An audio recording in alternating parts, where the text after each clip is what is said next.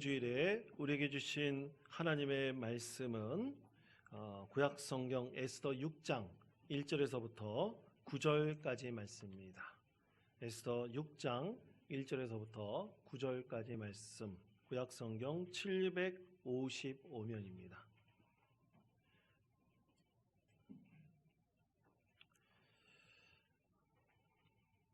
에스더 6장 1절부터 9절까지의 말씀을 제가 봉독하겠습니다.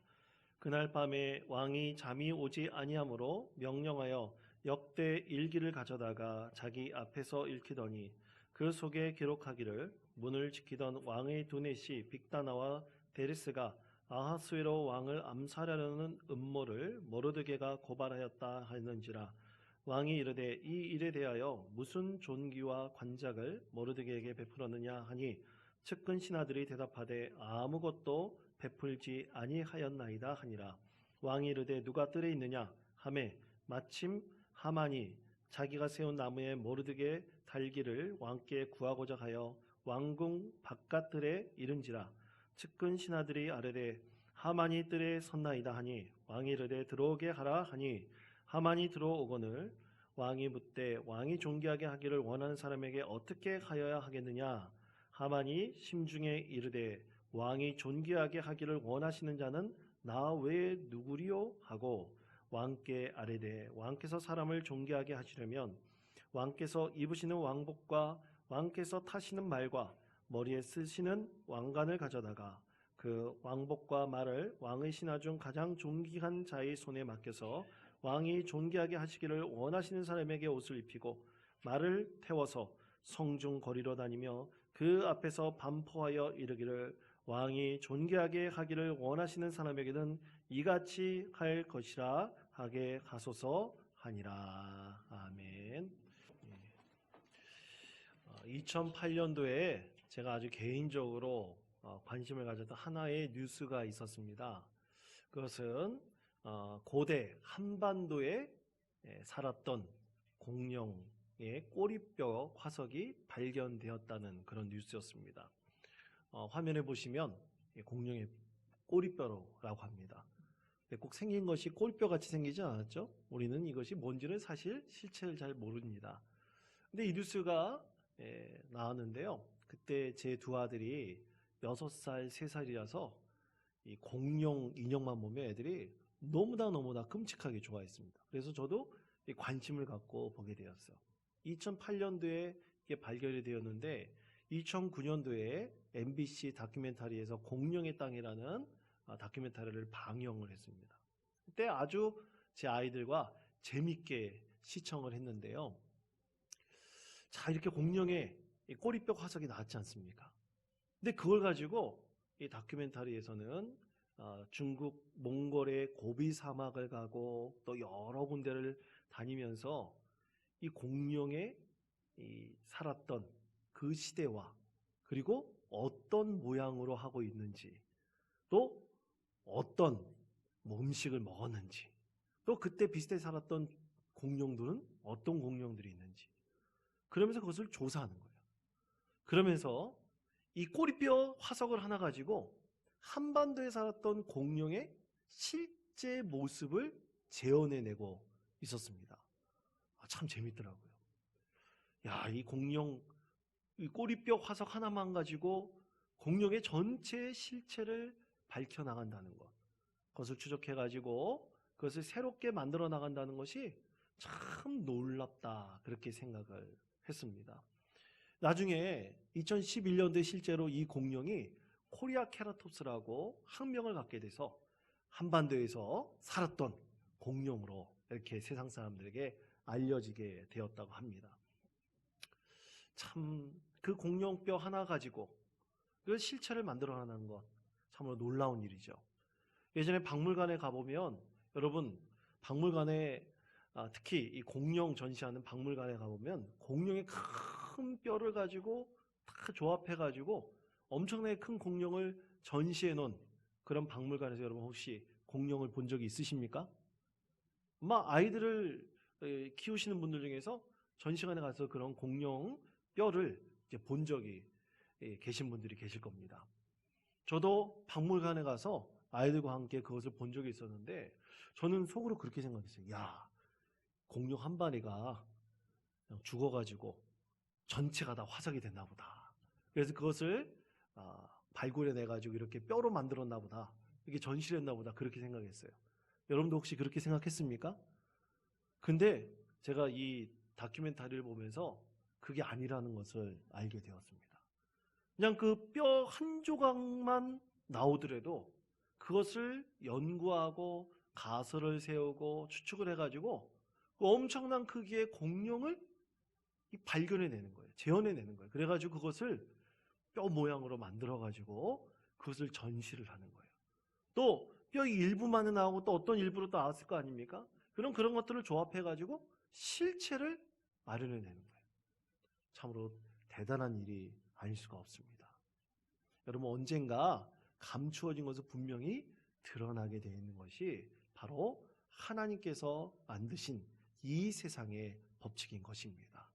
또 하나, 또 제가 관심 가진 뉴스가 하나 있었는데 그것은 피카소에 관한 것이었습니다. 여러분, 피카소라고 유명한 화가 아시죠?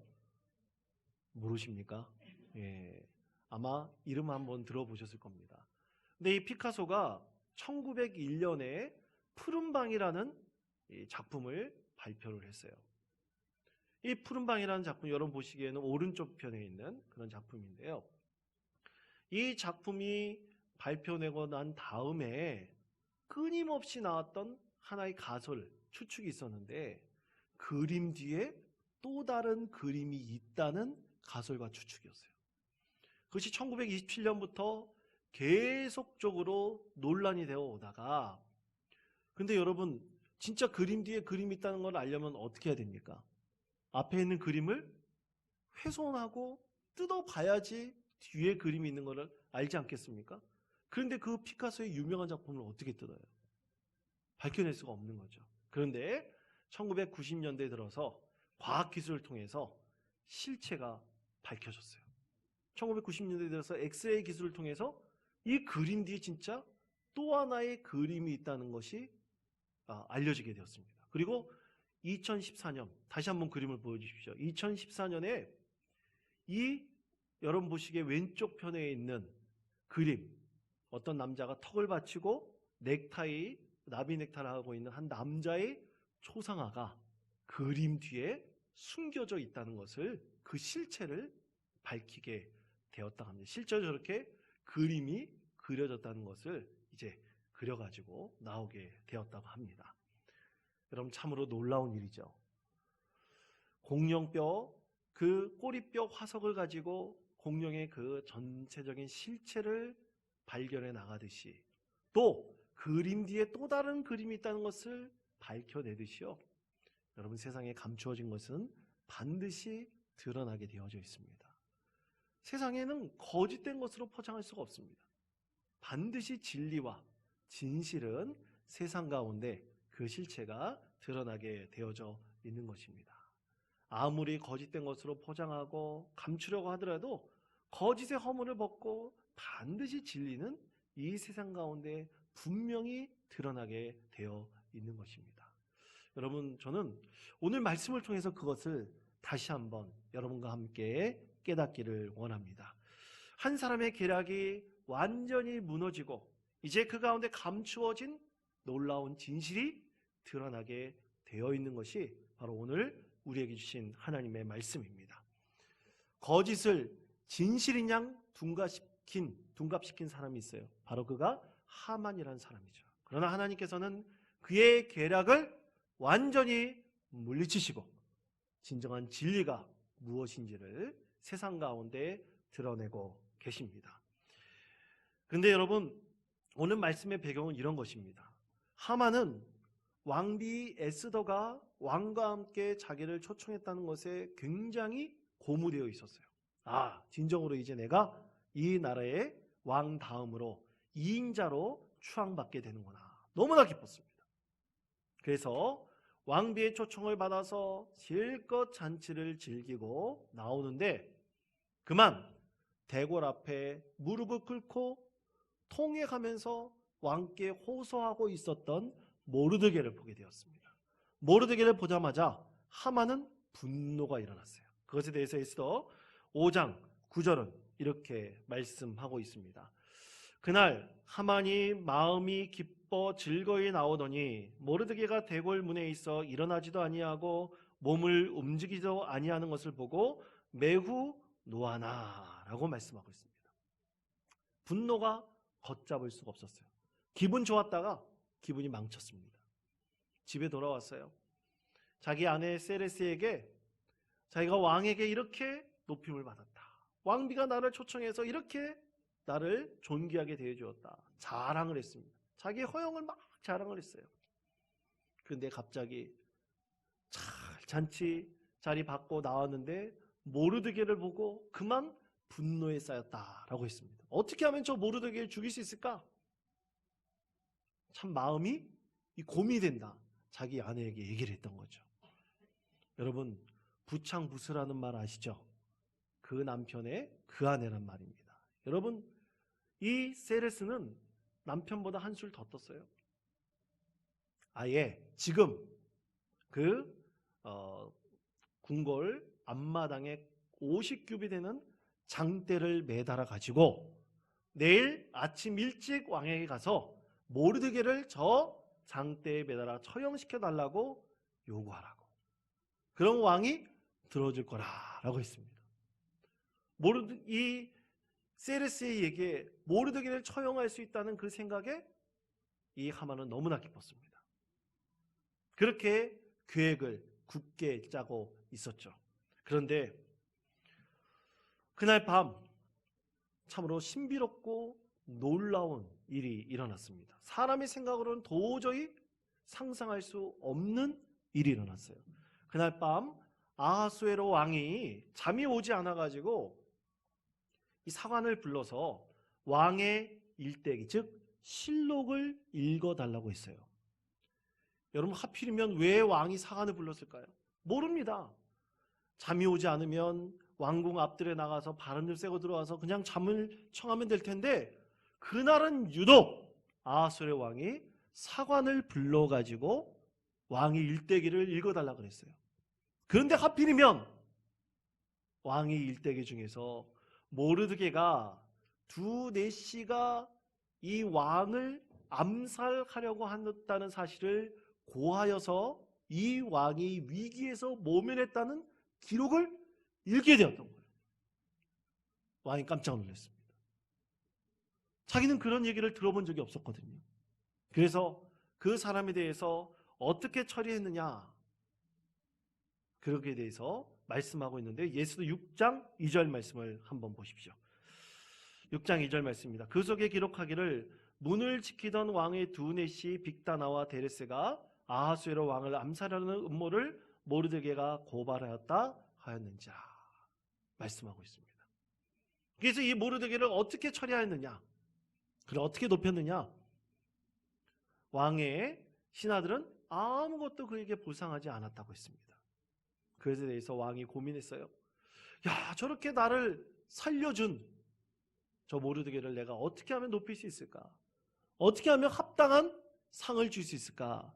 고민하고 있었던 차에 아침 일찍 왕에게 모르드게를 처형시켜달라고 얘기하려고 왔던 하만을 왕이 만나게 되었습니다. 그러면서 하만에게 왕이 얘기했어요. 내가 존귀하게 높이고 싶은 사람이 있는데 그 사람을 어떻게 하면 존귀하게 높일 수 있을까? 그때 하만이 속으로 생각했죠. 아, 왕이 나를 이렇게 존귀히 높여주려고 하는구나. 왕이시여, 왕 다음으로 존귀히 여길 만한 사람이 누가 있겠습니까? 그래서 자기가 얘기했죠. 왕이시여, 왕이 존귀히 높일 만한 사람에게는 왕의 옷을 입히고 머리에는 왕관을 씌우고 왕이 타는 말에 태워가지고 성중 바깥으로 나가 길거리에 다니면서 왕이 존귀히 여기는 사람이 여기 있습니다. 그러면서 그 사람을 높여주라고 했습니다. 자, 그것에 대해서 에스더 6장 10절에서 이렇게 말씀하고 있습니다. 우리 다 같이 읽겠습니다. 이에 왕이 하만에게 이르되 너는 내 말대로 속히 왕복과 말을 가져다가 대궐문에 앉은 유다 사람 모르드게에게 행하되 무릇 내가 말한 것에도 조금도 빠짐이 없이 하라. 아멘. 완전히 역전돼 버렸어요. 하만은 누구를 높인다고 생각했습니까? 자기를 높인다고 생각했는데 왕의 입에서 나온 사람은 누구였습니까? 모르드게였던 것이죠. 그 얘기를 들을 때마다 하만은 얼굴이 굳어졌습니다. 온몸이 굳어져 버렸어요. 그 얘기를 실행하지 않을 수 없었죠. 곧바로 집으로 돌아왔습니다. 자기 아내 세레스에게 말했어요. 이것을 어떻게 해야 될 것인가? 나는 모르드게를 장대에 달려고 했는데 왕은 모르드게를 높여준다고 하니 대체 이것을 어떻게 해야 될 것인가? 고민할 때 그의 아내 세레스가 그랬습니다. 당신이 졌습니다. 당신이 절대로 모르드게를 이길 수가 없습니다. 여기까지가 오늘 말씀의 배경입니다. 여러분, 저는 이 말씀을 묵상하고 준비하면서 도저히 인간의 상상으로 갈 수 없는 놀라운 일이 이 말씀 가운데 벌어지고 있구나라는 것을 다시 한번 깨닫게 되었습니다. 하나님의 오묘한 계획과 섭리가 참으로 놀랍다는 것을 다시 한번 깨닫게 되었습니다. 사람의 상상으로서는 도저히 일어날 수 없는 일을 하나님께서 계획하시고 하나 둘씩 착착 하나님께서 이루어 가신 것입니다. 자, 그렇다면 성도 여러분, 오늘 하나님께서 우리에게 주신 이 말씀을 통해서 우리 인생 가운데 우리 하나님께서 어떠한 계획을 가지고 어떠한 섭리를 이루신다는 것을 알 수 있을까요? 여러분, 그 중에 첫 번째는 거짓은 절대 진리를 이길 수 없다는 것입니다. 여러분, 그렇습니다. 하만은 오직 거짓으로 유다인들을 다 죽이려고 했어요. 오직 모르드게가 미워가지고 유다인들까지 다 죽이려고 계획을 짜고 있었습니다. 그러나 여러분, 거짓이죠. 진실이 아닙니다. 오직 하만의 이 자만심을 높이기 위해서, 하만의 탐심을 채우기 위해서 모르드게 한 사람 때문에 유다인 모두를 죽이려고 하는 거짓된 계략을 짜고 있었던 거죠. 그러나 그 거짓은 완전히 무너지고 말았습니다. 왕을 죽이려고 하는 암살 기도에 대해서 고변하였던 모르드게가 아무런 상을 받지도 않았어요. 아마 그때 당시 모르드게의 공을 누가 빼앗아 갔는지도 모릅니다. 그런데 그것에 대해서 모르드게는 하나도 분만을 얘기하지 않았어요. 그런데 바로 이것이 하나님의 계획과 섭리였습니다. 아무것도 상을 받지 않고 아무것도 얘기하지 않았지만 하나님께서는 바로 이때를 위하여서 모르드게를 통해서 하나님께서 역사하시고 하만의 더러운 거짓된 계략을 하나님께서 무너뜨리신 것입니다. 사랑하는 성도 여러분, 이처럼 거짓된 것은요 절대로 진리와 진실을 이길 수가 없습니다. 하나님께서 바로 이 세상을 그렇게 만드셨습니다. 사랑하는 성도 여러분, 이 세상에서 거짓으로 감출 수 없는 진짜 진리란 과연 무엇일까요? 여러분, 그것은 하나님께서 이 세상을 창조하시고 또 예수 그리스도께서 이 세상에 오셔서 보혈의 피를 흘리시고 우리를 구원하셔서 주님이 되셨다는 것, 그리고 그것을 깨닫게 해주시는 것이 바로 성령님이시라는 사실입니다. 이것이 바로 진리입니다. 이 진리는 어떤 거짓된 것으로 가릴 수도 없고 언젠가 이 진리는 우리 가운데 반드시 드러나게 되어 있습니다. 어떤 거짓된 것도 이 진리를 이길 수가 없습니다. 그래서 요한복음 1장 5절에서부터 13절은 우리에게 이렇게 말씀합니다. 다 같이 이 말씀을 한 목소리로 봉독하겠습니다. 내가 하나님의 아들의 이름을 믿는 너희에게 이것을 쓰는 것은 너희로 하여금 너희에게 영생이 있음을 알게 하려 함이라. 아멘. 사랑하는 성도 여러분, 우리 가운데 영생이 있음을 믿으십니까? 구원의 길이 있음을 믿으십니까? 그렇습니다. 이것이 진리입니다. 예수 그리스도를 주님으로 영접하는 자, 그를 믿는 자에게 반드시 영생이 있다는 사실이 진리입니다. 그것을 깨닫게 알게 해주시는 바로 성령님이십니다. 우리가 하나님을 믿고 신뢰할 때 우리에게 구원의 길은 열려져 있고요, 하나님께서는 그것을 우리를 통해서 인도해 가시기를 간절히 원하고 계십니다. 여러분, 모르드게는 분명하게 에스더에게 얘기했습니다. 네가 행동하지 않는다면 하나님께서는 다른 길로 유다인들을 구원하실 것이다.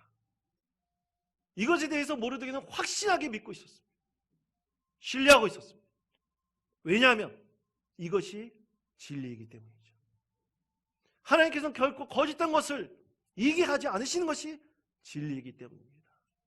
그래서 유다인들을 구원하실 것이라는 확실한 믿음이 있었습니다. 그것을 하나님께서 이루신 것이죠. 우리에게도 마찬가지입니다. 하나님께서는 오늘도 예수 그리스도를 나의 주님으로 믿고 영접하는 자에게 구원의 길로 인도하시는 거예요. 어떤 거짓된 것들이 우리 앞길을 막고 잘못된 것들이 이것이 진리라고 말한다 할지라도 우리를 그것으로 인도하시는 것이 바로 성령님이십니다. 여러분, 혹자가 그러더라고요. 어떤 사람에게 물어봤어요. 신앙이란 무엇입니까? 물어보니까 혹자가 이렇게 대답했습니다. 인생은요, S자나 갈지자로 가는 거예요. 그렇지 않습니까? 인생이란 것은 갈팡지팡합니다. S자나 갈지자로 갑니다. 그러나 하나님을 믿고 예수 그리스도를 나의 주님으로 영접하며 그것을 깨닫게 하시는 성령께서 인도하시는 참된 진리는, 신앙은 갈팡지팡하고 S자 갈지자로 가는 우리를 늘 바른 방향으로 인도해 줍니다. 그것이 신앙입니다. 고백했습니다. 그렇습니다. 사랑하는 성도 여러분, 우리 신앙은 바로 그런 것입니다. 우리가 헛길로 가려고 그럴 때 바른 방향으로 가르쳐주고, 우리가 옆길로 새려고 그럴 때 바른 방향을 알려주는 것이 바로 신앙입니다. 그런 그 방향은 무슨 방향입니까? 바로 천국으로 가는 길입니다. 구원의 길로 하나님께서 우리를 늘 인도해 주시는 것입니다. 여러분, 저는 요즘에 한 가지 소망이 생겼습니다. 여러분과 함께 공유하고 싶습니다. 과연 이 세상에 있는, 특히 이 원통 지역뿐만 아니라 이 지역 사회에 우리는 어떻게 하면 이 세상 사람들에게 예수 그리스도를 알게 할 수 있을까? 예수 그리스도께서 참된 진리임을 어떻게 하면 이 세상 사람들에게 알려줘서 그들을 구원의 길로 인도할 수 있을까? 이것에 대해서 끊임없이 고민하고 끊임없이 기도하며 그 비전과 소망을 이루는 것, 나의 기도 제목이 되었습니다. 이 소망이 되었습니다.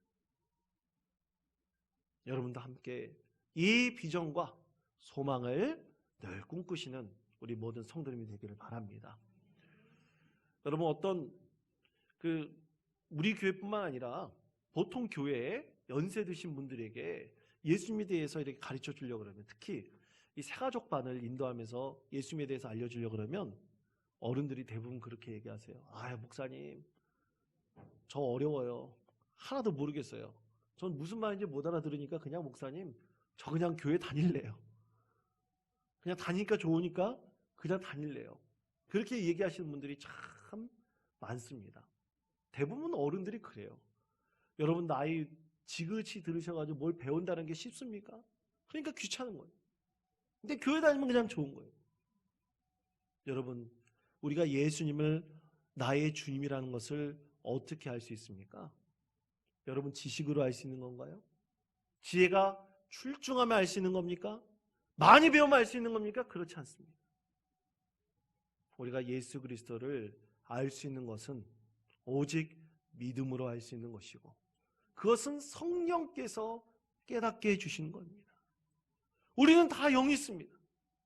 진리의 영이신 성령께서 우리에게 그것을 자연스럽게 영적인 정서로 깨닫게 해주시는 겁니다. 그냥 알게 되는 거예요. 그래서 성경에서 우리에게 이렇게 말씀하고 있습니다. 요한복음 14장 17절 말씀입니다. 그는 진리의 영이라 세상은 능히 그를 받지 못하나니 이는 그를 보지도 못하고 알지도 못함이라. 그러나 너희는 그를 아나니 그는 너희와 함께 거하시며 또 너희 속에 계시겠습니다. 아멘. 자, 성령님께서 우리 안에 계셔서 우리가 그것을 진리로 알기를 원한다면 우리에게 구원에 대해서, 예수님에 대해서 깨닫게 해주십니다. 그러므로 여러분, 다른 거 필요 없습니다. 우리가 하나님을 알고 예수님을 나의 주님으로 알고 성령께서 나를 깨닫게 해주시기 원한다면 그냥 외치십시오. 하나님, 예수님, 성령님, 그러면서 여러분의 간절한 심령을 담아서 그냥 그의 이름을 부르십니다. 기도의 법도 필요 없습니다. 그냥 나의 마음을 담아서 나의 영혼을 간절히 바라면서 성령님, 예수님, 하나님 간절히 부르기만 하면 그가 나를 구원의 길로 인도해 주십니다. 이것이 바로 하나님의 계획과 섭리입니다. 두 번째, 하나님께서는 이미 우리에 대한 다 계획이 있으십니다. 여러분, 작년인가요? 칸느 영화제에서 우리나라 기생충이라는 영화가 그랑프리를 받았잖아요. 그때 유명한 영화의 대사가 있습니다. 아들아, 너는 다 계획이 있구나. 모르십니까? 예, 여러분, 하나님께서는 다 우리 자녀에 대한 계획이 다 있으신 분이십니다. 그것은 결코 동일하지 않습니다.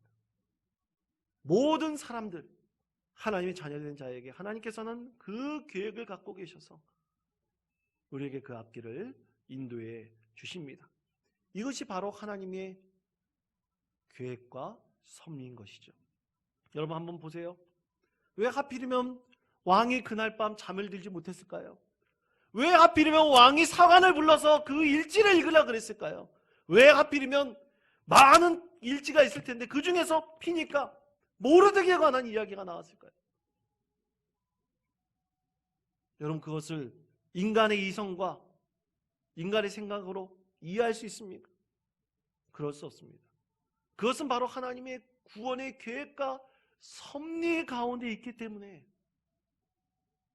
하나님께서는 적절할 때 하나님의 계획을 분명히 이루어가고 계신 것이죠. 사랑하는 성도 여러분, 하나님께서는 우리를 향한 계획이 다 있으심을 믿으시기를 바랍니다. 그것은 바로 우리를 향한 진정한 구원의 계획입니다. 하나님의 섭리입니다. 여러분, 노태우 전 대통령의 딸로 SK 최태원 회장의 전 부인으로 아트센터 나비의 관장으로 있는 노소영 씨라고 있습니다. 근데 여러분, 노소영 씨의 동생이 노재현 씨잖아요. 노재현 씨인데 이 노재현 씨는 계속해서 5.18 광주 묘역에 가서 자기가 용서받을 때까지 사죄하겠다, 그렇게 얼마 전에 선언했던 분 아닙니까? 근데 여러분, 이 두 자매가 믿음의 자녀인 줄 여러분 아십니까? 그 두 사람이 크리스찬입니다. 그것에 대해서 노소영 씨의 간증이 있는데요. 전에 누가 교회 가자 그래가지고 노소영 씨가 그때부터 교회를 다녔답니다. 말 그대로 다녔어요. 다니니까 좋은 얘기 들으니까, 목사님 얘기 들으니까 참 좋아가지고 그냥 다녔답니다. 근데 세상을 보니까 자기도 이제 외국에서 열심히 공부하고 또 인문학과 미술에 대해서 공부를 했으니까, 교육에 대해서도 공부를 했으니까 이 세상이 창조된 거 보니까 만들어진 모든 세상이 우연히 만들었다는 건 도저히 믿기질 않는 거예요. 그러니까 하나님이란 분은 그냥 계시는구나, 그냥 그렇게 생각을 하고 그냥 주일날 다닌 거예요. 믿음 같은 거 하나 없이 그냥 다녔는데 그냥 성도들의 그 인격적인 문제 때문에 이 성도들 간의 사이에 그냥 여러 가지 문제들 때문에 시험이 들어가지고 그때부터 교회를 안 나갔어요. 그런데 자신에게 굉장히 충격적인 하나의 사건이 있었습니다. 그러면 자기가 그렇게 가까이 지내고 잘 섬겼던 시어머니가 돌아가신 거예요. 자기가 살면서 여태까지 가까운 사람이 죽었던 경험이 하나도 없었는데 수십 년 섬겼던 시어머니가 돌아가신 거예요. 개인적으로 너무나 큰 충격을 받았습니다. 언젠가 내 주변에 있는 사람들 다 저렇게 떠날 수도 있겠구나. 또 내 자신도 떠날 수 있겠구나. 그 이후로 잠을 들지 못했어요. 100일이 넘게 잠을 들지 못했습니다. 너무나 잠을 자지 못해가지고 가까운 지인에게 무당을 불러서 굿을 해야겠다. 그래서 유명한 무당을 좀 소개시켜달라고 그랬어요. 근데 그 얘기를 자기 친구가 듣고, 크리스찬인 친구가 듣고 그렇게 얘기를 했대요. 만약 구슬에서 귀신을 부르면 귀신을 좀처럼 떨어뜨리지 못해. 계속 귀신이 따라다녀. 그 얘기를 듣고 또 무서웠어요. 굿도 못했어요. 어떻게 할 수 있을까? 계속 잠 못 드는 밤을 보내고 있었는데요. 자기 옆집에 같은 학부형이 살고 있었는데 그 얘기를 듣고 이 노소영 씨에게 여기 앞에 있는 교회에 같이 가자고 그렇게 초청을 해서 교회를 간 겁니다. 오래간만에 교회를 갔죠. 가가지고 목사님께 안수를 받았는데 그날 밤부터 3일 동안 너무나 꿀잠을 잔 거예요. 그런데 또 3일 동안 잠을 못 자는 거예요. 주일이 됐잖아요. 또 주일날 가서 목사님께 예배드리고 목사님께 안수 기도를 받았어요. 또 3일 동안 자는 거예요. 또 3일 동안 못 자는 거예요. 또 그 다음 주에 주일날 가가지고 예배드리고 또 목사님 안수 받아서 3일 동안 자고 또 못 자는 거예요. 계속 이런 날이 반복됐어요. 그러다가 깨닫게 됐습니다. 하나님께서는 살아계시는구나. 하나님께서는 진정으로 살아계시는구나. 이것은 논리적으로 논증할 수 있는 것이 아니다. 그냥 영적으로 아는 것이다. 그렇게 간증하였습니다. 사랑하는 성도 여러분, 하나님께서는 우리에 대한 계획을 갖고 계십니다. 어떤 사람도 하나님께서 놓치기를 원하고 계시지 않습니다. 하나님의 구원의 계획과 섭리 가운데 우리가 다 들어가기를 하나님께서는 간절히 원하고 계십니다. 그러므로 사랑하는 성도 여러분, 그 하나님의 계획과 섭리를 여러분 기대하십시오. 그러나 언제 어떤 방식으로 이룰지는 우리는 모릅니다. 그러나 분명한 것은 하나님께서는 이 계획을 통해서 반드시 선을 이루신다는 것입니다. 바로 이 세 번째가 하나님이 이루시라는 것은 하나님의 선입니다. 하나님께서는 반드시 이 계획과 섭리 가운데 하나님의 선을 이루십니다. 여러분, 하나님의 선은요, 법이 아닙니다. 법으로 이룰 수 있는 것이 아닙니다. 또 세상의 정의로 이룰 수 있는 것이 아니에요. 세상 사람들은 법만 지키면 자기는 죄가 없다고 생각합니다. 정의로운 세상이 이루어지면 세상이 참 좋을 거라고 생각해요. 그러나 하나님이 이루시는 궁극적인 목적은 하나님의 선입니다. 하나님의 선이 이 세상 가운데 충만한 세상을 우리 하나님께서는 이루시기를 간절히 원하고 계십니다. 다음에 좀 더 이 법과 정의에 대해서 또 그것을 통해서 이루어지고 그것을 뛰어넘는 하나님의 선에 대해서 여러분에게 더 구체적으로 말씀드릴 기회가 있을 것입니다. 하나님께서는 오늘 우리에게 이렇게 말씀하십니다. 요한복음 8장 32절의 말씀입니다. 우리 이 말씀을 다 같이 한 목소리로 봉독하겠습니다. 진리를 알지니 진리가 너희를 자유롭게 하리라. 아멘. 믿습니까? 예, 여러분, 오직 예수 그리스도가 진리 되시는 분입니다. 오직 진리 안에 거하시며 그 안에 참된 자유를 누리시고 하나님의 계획과 섭리 안에 우리가 늘 있다는 사실을 믿으시고 하나님께 영광 올려드리는 귀한 믿음의 삶을 살아가시는 우리 성도님 되시기를 간절히 축원드립니다.